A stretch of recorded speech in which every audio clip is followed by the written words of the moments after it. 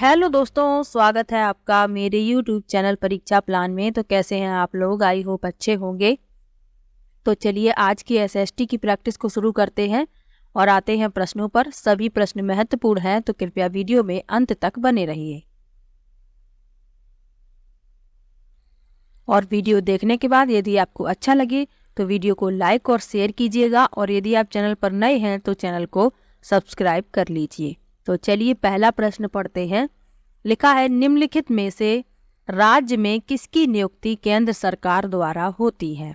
पहला विकल्प है विधानसभा अध्यक्ष यानी स्पीकर, दूसरा है विधानसभा परिषद के सदस्य, तीसरा विकल्प है राज्यपाल और चौथा विकल्प है मुख्यमंत्री।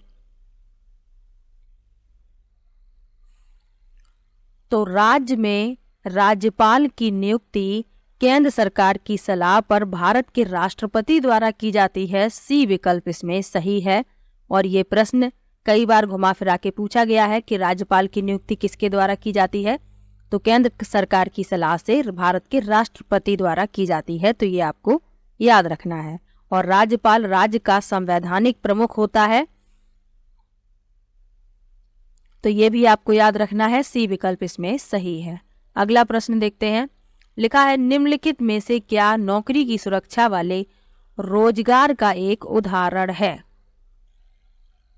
यानी कि प्रश्न में कहा गया है कि नौकरी की सुरक्षा वाले रोजगार का उदाहरण पूछा गया है। पहला विकल्प है दिहाड़ी मजदूर, दूसरा है अनियमित कर्मचारी, तीसरा है नियमित कर्मचारी और चौथा है मौसमी कर्मचारी।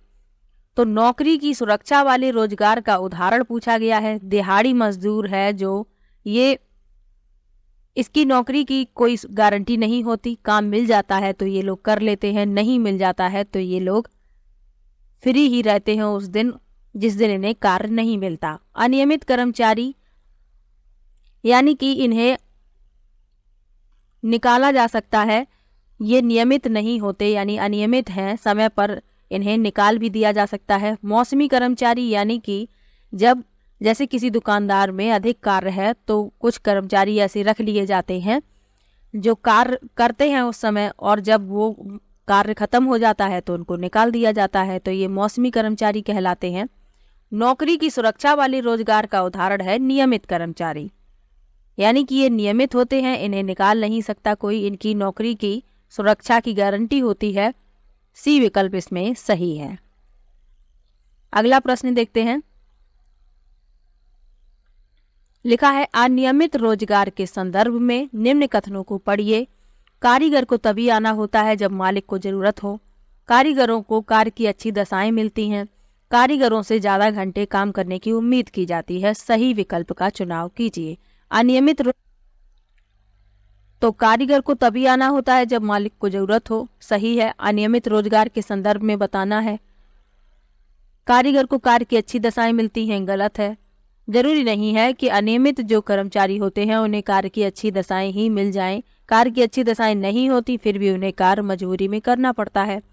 और सी में लिखा है, कारीगरों से ज्यादा घंटे काम करने की उम्मीद की जाती है। ये भी सही है। ए और सी इसमें सही है, यानी कि चौथा विकल्प इस प्रश्न का उत्तर है। अगला प्रश्न देखते हैं। लिखा है, संसद के सत्र के समय एक महत्वपूर्ण व्यवस्था जिसके माध्यम से सांसद सरकार के कामकाज के बारे में जानकारियां हासिल करते हैं।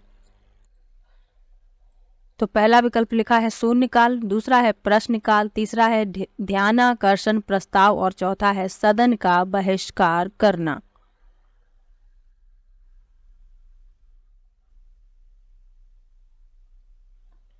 तो प्रश्न में पूछा गया है कि संसद के सत्र के समय एक महत्वपूर्ण व्यवस्था जिसके माध्यम से सांसद सरकार के कामकाज के बारे में जानकारियां हासिल करते हैं तथा कार्यपालिका के ऊपर अंकुश रखते हैं, तो वह है शून्यकाल, प्रश्नकाल और ध्यानाकर्षण प्रस्ताव। ए बी सी इसमें सही है, यानी कि तीसरा विकल्प इस प्रश्न का उत्तर है। तो काल क्या होता है? संसद सत्र की शुरुआत में समय की अवधि है जब सांसद तत्काल सार्वजनिक महत्व के किसी भी मामले को उठा सकते हैं। शून्यकाल के दौरान किन मामलों पर चर्चा होगी यह सदन का अध्यक्ष तय करता है। तो ये होता है शून्यकाल। अब प्रश्नकाल क्या है? तो प्रश्नकाल संसद की प्रत्येक बैठक का पहला घंटा होता है, ये आपको याद रखना है। प्रश्नकाल भी पूछा गया है कई परीक्षाओं में, तो आपको याद रखना है। तो ये पहला घंटा होता है और इस घंटे के दौरान सांसद मंत्रियों से उनके विभाग के कामकाज के बारे में सवाल पूछते हैं। तो उनके कामकाज के बारे में सांसद मंत्रियों से उनके विभाग के कामकाज के बारे में सवाल पूछते हैं, इसीलिए ये प्रश्नकाल कहा जाता है। ध्यानाकर्षण प्रस्ताव क्या है? तो ये एक ऐसा प्रस्ताव है जिसे एक सांसद द्वारा तत्काल सार्वजनिक महत्व के मामले पर सदन का ध्यान आकर्षित करने के लिए पेश किया जा सकता है। प्रस्ताव पर सदन में बहस होती है और सरकार को जवाब देना होता है। तो ये ABC इसमें सही है, ये आप याद रखिएगा। प्रश्नकाल और शून्यकाल के बारे में तो अवश्य याद रखिए, कहीं नोट कर लीजिए, क्योंकि ये अलग से पूछे जा सकते हैं। अगला प्रश्न है, निम्नलिखित में से किसे एक संतुलित मीडिया रिपोर्ट कहेंगे? पहला विकल्प है वह जिसमें केवल सरकार के दृष्टिकोण की चर्चा की गई है। दूसरा है वह जो लोगों की तरफ से और निजी कंपनियों के खिलाफ बोलती है। तीसरा है वह जो समाज के पीड़ित समुदायों के दृष्टिकोण की चर्चा करती है। और चौथा है वह जिसमें सभी पक्षों की बात रखी गई है। तो संतुलित मीडिया रिपोर्ट वही होगी जिसमें सभी पक्षों की बात रखी गई हो, क्योंकि मीडिया का कार्य है सभी पक्ष प्रदर्शित करना। ऐसा नहीं कि किसी एक ही पक्ष के बारे में दिखाया जाए, बल्कि मीडिया का कार्य है सभी पक्षों के बारे में जनता को अवगत कराना, सभी पक्षों को समान रूप से प्रदर्शित करना। तो डी विकल्प इसमें सही होगा, वह जिसमें सभी पक्षों की बात रखी गई हो। अगला प्रश्न देखते हैं, निम्न में से कौन से समानता को स्थापित करने के लिए संविधान के प्रावधान है? पहला विकल्प है कानून की दृष्टि में हर व्यक्ति समान है। दूसरा है अस्पृश्यता का उन्मूलन कर दिया गया है। तीसरा है हर व्यक्ति सार्वजनिक स्थलों पर जा सकता है। और चौथा है किसी भी व्यक्ति के साथ उसके धर्म, जाति, वंश, लिंग, जन्मस्थल के आधार पर भेदभाव नहीं किया जा सकता।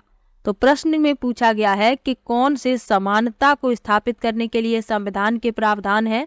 तो चारों ही बिल्कुल सही लिखे हुए हैं। कानून की दृष्टि में हर व्यक्ति समान है और अस्पृश्यता का उन्मूलन कर दिया गया है। हर व्यक्ति सार्वजनिक स्थलों पर जा सकता है और किसी भी व्यक्ति के साथ उसके धर्म, जाति, वंश, लिंग और जन्मस्थल के आधार पर भेदभाव नहीं किया जा सकता। ABCD सभी सही हैं। डी विकल्प इस प्रश्न का उत्तर है। अगला प्रश्न देखते हैं। सभी प्रश्न मैंने महत्वपूर्ण लिए हैं, संभावित हैं, तो कृपया वीडियो में अंत तक बने रहिए। प्रश्न है, प्रत्येक नागरिक को स्वतंत्रता है अपने धर्म का पालन और अनुसरण करने की। भारतीय संविधान में प्रतिस्थापित किस सिद्धांत से यह स्वतंत्रता उत्पन्न हुई है?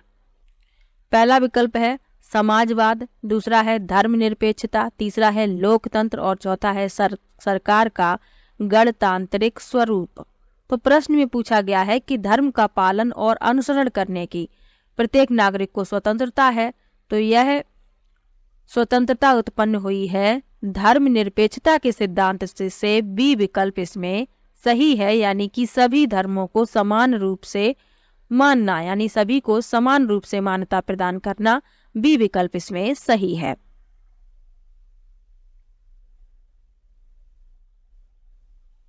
तो भारतीय संविधान के अनुच्छेद 25 से अनुच्छेद 28 तक धर्म की स्वतंत्रता के अधिकार के बारे में बताया गया है।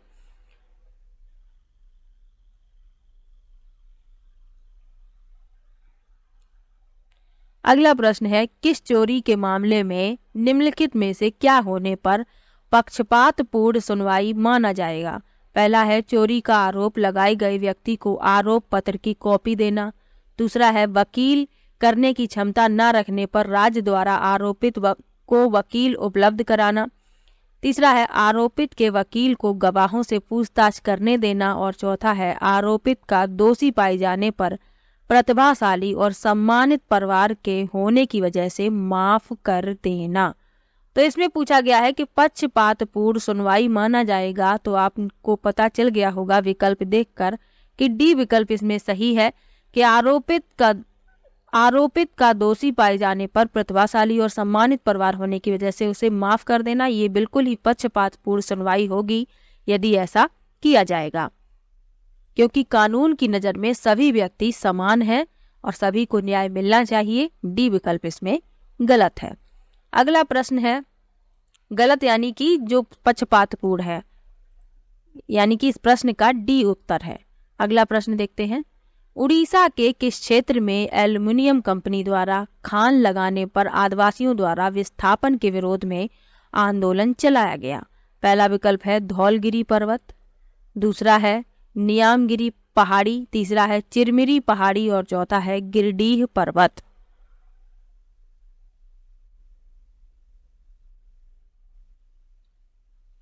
तो उड़ीसा में नियामगिरी की पहाड़ियों के डोंगरिया कोंद आदिवासियों ने वेदांता रिसोर्सेज द्वारा एक एल्युमिनियम की खदान की स्थापना का विरोध किया, यानी कि बी विकल्प सही है, नियामगिरी पहाड़ी। बी विकल्प इस प्रश्न का उत्तर है, क्योंकि आदिवासियों का मानना है कि पहाड़ियां पवित्र हैं और खनन से उनके धार्मिक विश्वासों का उल्लंघन होगा, इसीलिए ये विरोध किया गया था। बी विकल्प इसमें सही है। और 2013 में भारत के सर्वोच्च न्यायालय ने फैसला सुनाया कि आदिवासियों की सहमति के बिना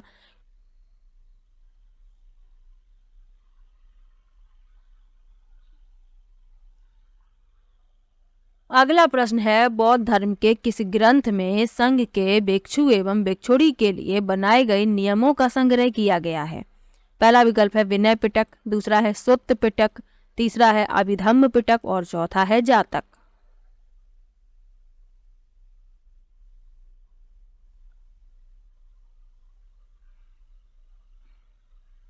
तो इस प्रश्न में पहला विकल्प सही है, विनय पिटक।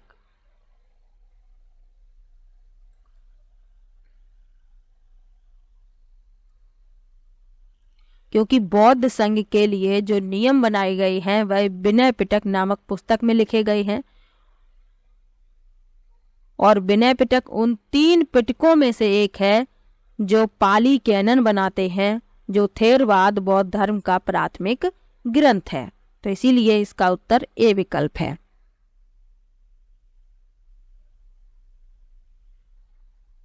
और ये एनसीईआरटी जब हिस्ट्री मैंने पढ़ाई है तो उसमें डिटेल में पढ़ाया है कि गौतम बुद्ध का जन्म कहाँ हुआ था। तो लुम्बिनी में उनका जन्म हुआ था। ज्ञान की प्राप्ति उन्हें बोध गया में हुई थी। पहला उपदेश उन्होंने सारनाथ में दिया था और उनका परिनिर्माण कुशीनगर में हुआ था। तो ये सब बातें भी आपको याद रखनी है। अगला प्रश्न है वह व्यक्ति क्या कहलाते हैं जो ऐतिहासिक वस्तुओं का अध्ययन करते हैं? पहला विकल्प है संग्रहपाल, दूसरा है पुरातत्वविद, तीसरा है पुरालेखपाल और चौथा है कैलीग्राफर्स यानी कि सुलेखक। तो जो ऐतिहासिक वस्तुओं का अध्ययन करते हैं पुरातत्वविद कहलाते हैं। बी विकल्प इसमें सही है। आज की वीडियो में मैंने बहुत ही अच्छे प्रश्न लिए हैं और ये संभावित हैं, तो अंत तक वीडियो में बने रहिए। मैं वैसे ही ज़्यादा बड़ा वीडियो नहीं बनाती हूँ ताकि आप लोग बोर ना हो, यानी कि ज़्यादा बड़ा वीडियो देखने से प्रश्न जो है दिमाग में नहीं बैठते हैं। तो इसीलिए मैं कम प्रश्न लेती हूँ, क्योंकि जितने भी प्रश्न आप लोग पढ़ो वो आपको याद हो जाने चाहिए, समझ में आने चाहिए। ज़्यादा प्रश्न अगर मैं ले लूँ और आपको कुछ समझ में ना आए तो मेरा वीडियो बनाने का कोई भी फ़ायदा नहीं होगा। इसीलिए मैं ज़्यादा बड़ा वीडियो नहीं बनाती हूँ। अगला प्रश्न देखते हैं। अगला प्रश्न है कबीर ने उनके समय के औपचारिक धर्मों को चुनौती दी। पहला विकल्प है पुजारी वर्गों का उपहास उड़ाने के द्वारा, दूसरा है अभिजातों की भाषा अपनाने द्वारा, तीसरा है निराकार परमेश्वर की निंदा द्वारा और चौथा है धर्म विधि के माध्यम से मुक्ति के उपदेश देने द्वारा। तो कबीर एक निराकार सर्वोच्च ईश्वर में विश्वास करते थे और उपदेश देते थे कि मुक्ति का एकमात्र मार्ग भक्ति है। और उनकी शिक्षाओं ने ब्राह्मणवादी हिंदू धर्म और इस्लाम दोनों की बाहरी पूजा के सभी रूपों, पुरोहित वर्गों की श्रेष्ठता और जाति व्यवस्था पर खुले तौर पर उपहास किया। तो ए विकल्प इसमें सही होगा। पुजारी वर्गों का उपहास उड़ाने के द्वारा, ए विकल्प इसमें सही है। अगला प्रश्न देखते हैं। अंग्रेजों ने नील की खेती की। पहला विकल्प है जमैका, दूसरा है भारत, तीसरा है कैरिबियाई द्वीप समूह और चौथा है वेनेजुएला। तो नील जो है इंडिगो नामक पौधे से उत्पन्न होता है और कपड़े को रंगने के रूप में नील को प्राथमिकता दी जाती है। तो अंग्रेजों ने नील की खेती कहाँ कहाँ पे की? तो जमैका में की और भारत में। ए और बी इसमें सही है, यानी कि पहला विकल्प इस प्रश्न का उत्तर है। ए और बी इसमें सही है, पहला विकल्प इस प्रश्न का उत्तर है। अगला प्रश्न है, हेनरी डेरोजियो निम्नलिखित में से कौन से सुधार आंदोलन के नेता थे? पहला विकल्प है स्वाभिमान आंदोलन, दूसरा है अलीगढ़ आंदोलन, तीसरा है यंग बंगाल आंदोलन और चौथा है सिंह सभा आंदोलन। तो हेनरी डेरोजियो यंग बंगाल आंदोलन के नेता थे। सी विकल्प इसमें सही है।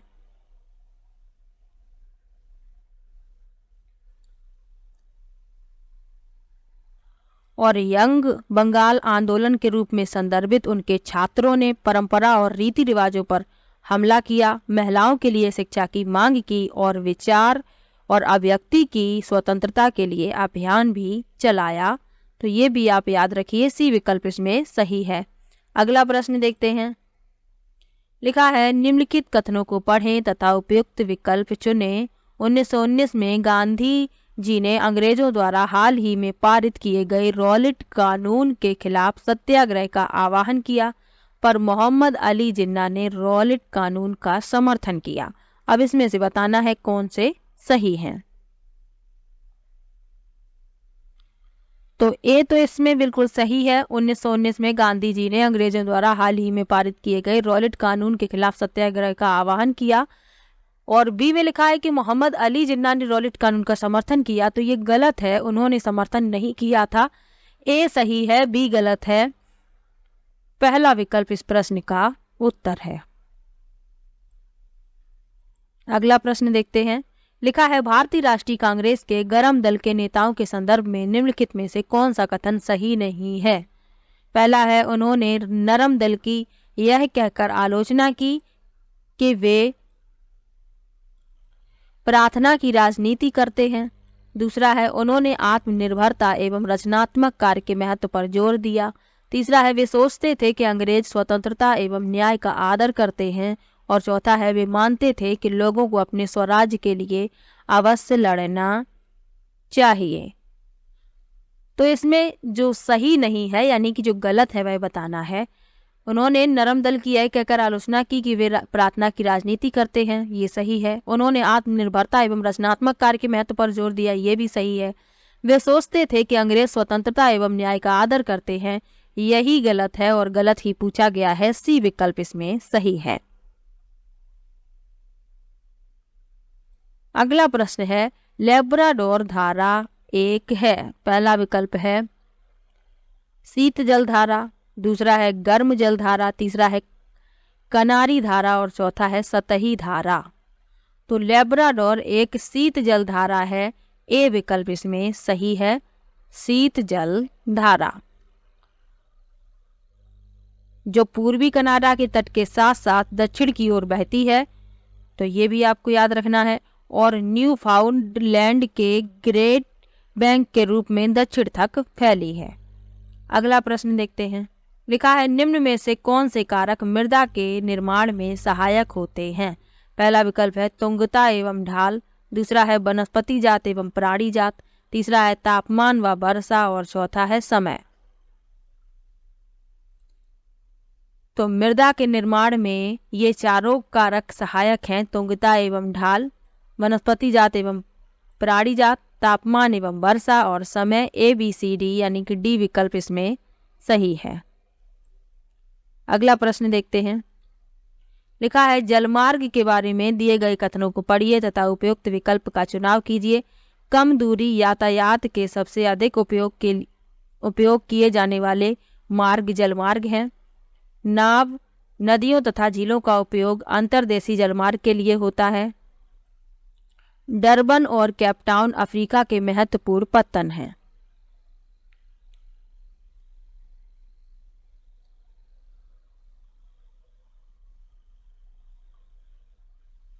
तो परिवहन के 4 प्रमुख साधन हैं: सड़क मार्ग, रेल मार्ग, वायु मार्ग और जल मार्ग।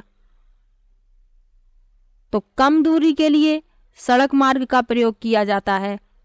तो पहला तो गलत हो गया, क्योंकि इसमें लिखा है कम दूरी के लिए जलमार्ग का प्रयोग किया जाता है। बी और सी इसमें सही लिखे हुए हैं। नाव नदियों तथा झीलों का उपयोग अंतर्देशीय जलमार्ग के लिए होता है, सही है। डरबन और केपटाउन अफ्रीका के महत्वपूर्ण पत्तन है, ये भी सही है। बी और सी इसमें सही है, यानी कि दूसरा विकल्प इस प्रश्न का उत्तर है। अगला प्रश्न देखते हैं। लिखा है निम्नलिखित खनिजों के निक्षेप पर विचार करें। फ्रांस के कॉकेसस प्रदेश के चूना पत्थर निक्षेप, दूसरा है जॉर्जिया और यूक्रेन के मैग्नीज निक्षेप, और तीसरा है अल्जीरिया के फास्फेट संस्तर। यह किस प्रकार के सैलों से बने हैं? तो ये तीनों ही अवसादी सैलों से बने हैं। बी विकल्प इसमें सही है।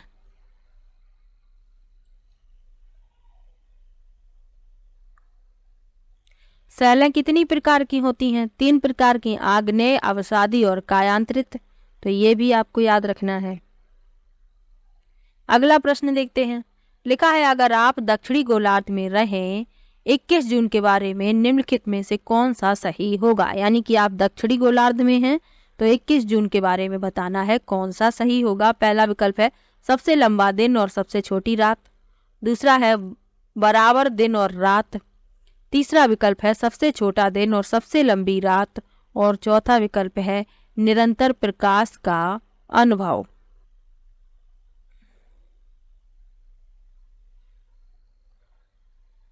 तो दक्षिणी गोलार्ध में पूछा गया है 21 जून के बारे में, यानी कि आप दक्षिणी गोलार्ध में हैं तो 21 जून के बारे में जो सही होगा वह सी विकल्प है सबसे छोटा दिन और सबसे लंबी रात, क्योंकि इस समय दक्षिणी गोलार्ध में शीतकालीन संक्रांति का अनुभव होगा, जो वर्ष का सबसे छोटा दिन और सबसे लंबी रात होती है।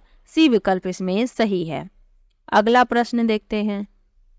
लिखा है ग्रीनविच पर स्थित प्रमुख याम्योत्तर पर सूर्य जिस समय आकाश के सबसे ऊंचे बिंदु पर होगा उस समय याम्योत्तर पर स्थित सभी स्थानों पर होगी। पहला विकल्प है सूर्योदय, दूसरा है सूर्यास्त, तीसरा है दोपहर और चौथा है अर्धरात्रि। तो ग्रीनिच पर स्थित प्रमुख याम्योत्तर पर सूर्य जिस समय आकाश के सबसे ऊंचे बिंदु पर होगा उस समय याम्योत्तर पर स्थित सभी स्थानों पर दोपहर होगी। सी विकल्प इसमें सही है। अगला प्रश्न देखते हैं। लिखा है विषुवत वृत्त के 66.5 अंश उत्तर में क्या पड़ता है? पहला विकल्प है कर्क रेखा, दूसरा है मकर रेखा, तीसरा है उत्तर ध्रुव वृत्त और चौथा है दक्षिण ध्रुव वृत्त।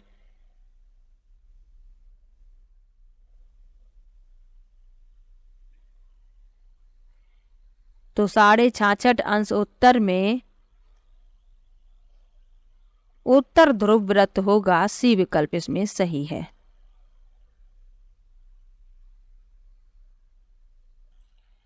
अब कर्क रेखा जो है यह भूमध्य रेखा के 23.5 अंश उत्तर में और मकर रेखा भूमध्य रेखा के 23.5 अंश दक्षिण में है, और उत्तरी ध्रुव के पास की रेखा आर्कटिक वृत्त है और दक्षिणी ध्रुव के पास की रेखा अंटार्कटिक वृत्त है। तो साथ में आपको ये भी याद रखना है। अगला प्रश्न देखते हैं।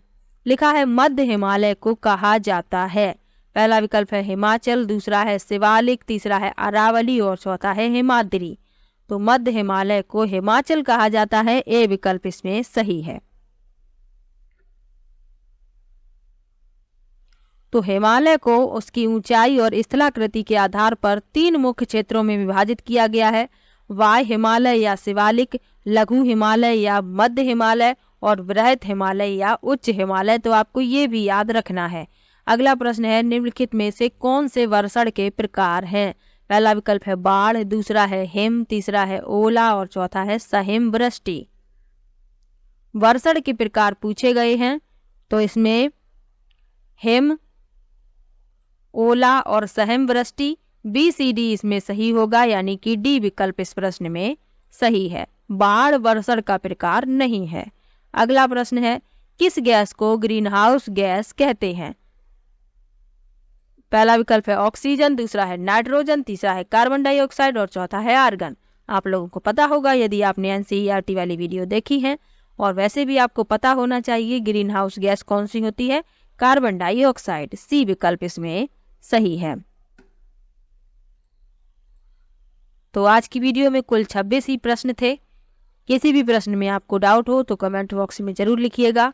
जितने भी वीडियो अभी तक आए हैं, यदि आपको किसी भी वीडियो के प्रश्न में डाउट हो तो आप कमेंट बॉक्स में जरूर लिखिएगा। मैं सभी के कमेंट पढ़ती हूँ और सभी को रिप्लाई भी देती हूँ। तो चलिए मिलते हैं नेक्स्ट वीडियो में।